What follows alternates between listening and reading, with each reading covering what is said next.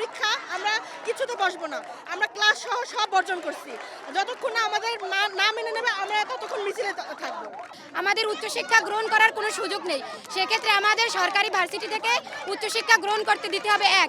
দ্বিতীয়ত আমরা ডিএই থেকে মুক্তি চাই। তৃতীয়ত আমাদের সাবজেক্ট ভিত্তিক টিচার নেই, আমরা টিচার চাই।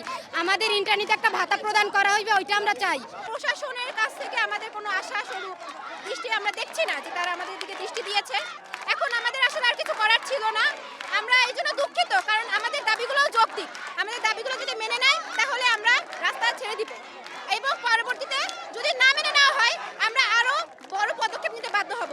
তারা আসলে আমাদেরকে মানে দুর্বল ভেবেছিল, কিন্তু আমরা আসলে দুর্বল না, আমরা শান্তিপূর্ণভাবে মানে অবস্থান করেছি যাতে সাধারণ মানুষ কোনোভাবে হ্যারাসমেন্টের শিকার না হয়।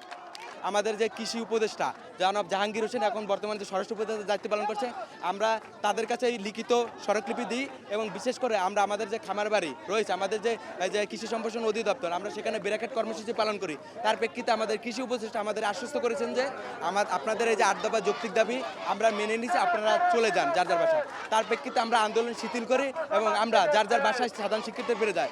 কিন্তু সেই প্রেক্ষিতে আজকে 8 মাস বের হয়ে যাওয়ার পরেও আমরা এর ফলস্বরূপ কোনো কার্যক্রম দেখতে পাচ্ছি না। তার প্রেক্ষিতে আবার আমরা সাধারণ শিক্ষার্থীরা আবার মাঠে নেমেছি। মাঠে নেমে আমাদের এই যৌক্তিক দাবি যতক্ষণ পর্যন্ত না মানা হবে ততক্ষণ পর্যন্ত আমরা মাঠ ছাড়বো না। বিশেষ করে সামনের দিনে আমরা বিভিন্ন এই যে সচিব মন্ত্রণালয়ে আমরা ব্র্যাকেট কর্মসূচি গ্রহণ করব।